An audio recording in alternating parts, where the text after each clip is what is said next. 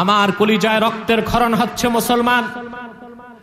ভারতে কুখ্যাত এক ভণ্ড, তার নামটা নিতে আমার ঘৃণা করে। ওয়াসিম রেজবি নামে এক শয়তান আল্লাহর কোরআন থেকে 26টি আয়াত নিষিদ্ধের জন্য আদালতে মামলা করেছে। আপনারা জানেন সে কোন সম্প্রদায়ের লোক? শিয়া। আমি বহু আগ থেকে কুখ্যাত শিয়াদের কাফের বলে থাকি। যে সম্প্রদায় আল্লাহর কোরআনের 26টি আয়াত নিষিদ্ধ করতে চায়, সেই শিয়া সম্প্রদায় আর ইহুদি সম্প্রদায়ের মধ্যে তো কোনো পার্থক্যই না। আমরা কুলাঙ্গার ওয়াসিম রেজবির মৃত্যুদণ্ড চাই। বাংলাদেশ থেকেও সিংহের মতো গর্জন করে ভারত সরকারকে জানাই দিতে হবে, তোমাদের সাজানো নাটক আমরা বুঝতে পেরেছি। আদালত থেকে যদি রিট খারিজ করা না হয়, বাংলাদেশের মুসলমান এমন আগুন চালাবে তাতে তোমরা জ্বলে পড়ে ছাই হয়ে যাবে, তোমাদের অস্তিত্ব মাটির সাথে মিশে যাবে ইনশাআল্লাহ।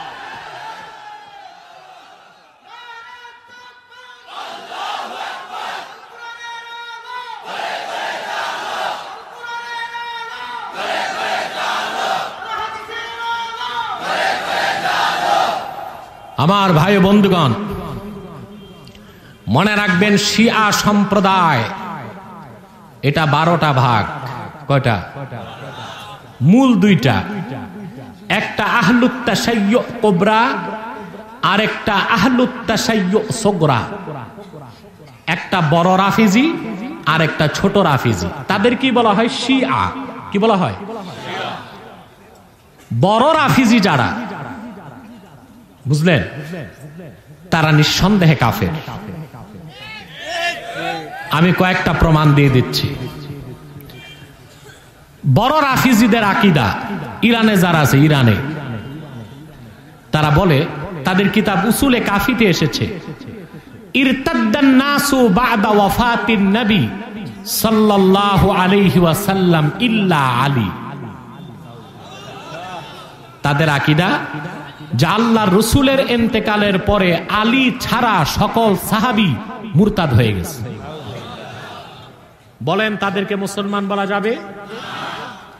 কথা বলে না। দ্বিতীয় তাদের আকীদা, এই মিয়া তুমি কি কই মাছ তালাশ করতেছো? কি করো? করো কি? যাও তাড়াতাড়ি যাও, জুতা ছাড়াই যাও, নতুবা তোমার প্যান্ট, হাফ প্যান্ট সব নষ্ট হবে। প্রিয় ভাই বন্ধুগণ, কষ্ট হচ্ছে আপনাদের। ইরান থেকে তারা কোরআন কারীম ছেপেছে, বুঝলেন? ওখানে একটা সূরার নাম লেখছে তারা সূরাতুল ওয়ালায়া। নাউজুবিল্লাহ বলবেন না? 114টি সূরায় ওয়ালায়া নামে সূরা আছে। সেটা কোন সূরা জানেন? সূরা আলাম নাশরা। এই সূরাতে আল্লাহ নাজিল করছেন 8টা আয়াত, তারা ঢুকাইছে একটা আয়াত। শোনাবো? আলাম নাশরাহ লাকা সাদরাক ওয়া ওয়াদানা আনকা ওয়জরাক আল্লাযী আনকাযা যাহরাক ওয়া রাফা'না লাকা যিকরাক ওয়া জা'আলনা আলিয়ান সাহরাক। হযরত আলী শানে এই একটা আয়াত ওরা ঢুকাই দিছে। আল্লাহর কোরআনে যারা হস্তক্ষেপ করে ওরা মুসলমান না কাফের? বাংলাদেশে কিছু মৌলবী বের হয়েছে এখন মুফতি নামের, তারা কুফরি স্বীকার করে, কাফের বলতে চায় না। এসব হচ্ছে কাফেরেরই খালাতো ভাই। আছে না কিছু মৌলবী? আছে, বলে যে না কুফরি করছে কাফের বলা যাবে না, আশ্চর্য চুরি করছে চোর বলা যাবে না, ডাকাতি করছে ডাকাত বলা যাবে না, বদমাশি করছে লম্পট বলা যাবে না, কুফরি বলছে কাফের বলা যাবে না।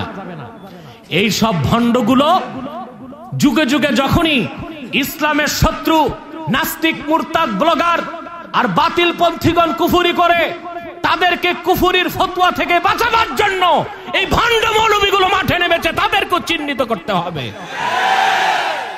ঠিক কিনা বলে? আমার দেশে কিছু মৌলবী আছে আর কিছু নেতা আছে, কথায় কথায় সৌদি আরবের সমালোচনা করে। এদেরকেও মনে রাখবেন ইরানের দালাল, শিয়াদের দালাল। সৌদি আরবের পররাষ্ট্রনীতি মনে রাখবেন, আরবের পররাষ্ট্রনীতি হচ্ছে আরব বিশ্বের 1 নম্বর শত্রু ইসরায়েল, 2 নম্বর শত্রু ইরান। তারা এত জঘন্য কাফের, ইরানের শিয়া সম্প্রদায়। তারা শপথ করেছে তারা যদি কোনোদিন আরব দখল করতে পারে, জান্নাতুল বাকিতে যে আমার আম্মা জান আয়েশার রওজায় তারা দোররা লাগাবে। এইরকম কাফের শিয়াদেরকে কোনোদিন মুসলমান মনে করা যায় না, যায় না, যায় না। তারা এত বড় বেয়াদব, হযরত মুয়াবিয়াকে কাফের বলে। হ্যাঁ, এজিদ বেঈমান, এজিদকে আমিও কাফের বলি। তাই বলে হযরত মুয়াবিয়া উচ্চ মর্যাদা সম্পন্ন সাহাবী। কেনানের অপরাধে নূহ নবী অপরাধী হন নাই, এজিদের অপরাধে হযরত মুয়াবিয়া অপরাধী হবেন না, ঠিক কিনা? সেই জন্য ওয়াসিম রেজভী শিয়া সম্প্রদায়ের কাফের বলেই 26টা আয়াত নিষিদ্ধের দাবি তুলেছে। এটার নামটাই মুসলমানের নাম, আসলে হচ্ছে ইহুদির চেয়ে নিকৃষ্ট কাফের, ঠিক কিনা? আবার আমি ফিরে যাচ্ছি। সাউন্ড কি কমে গেছে বাবা?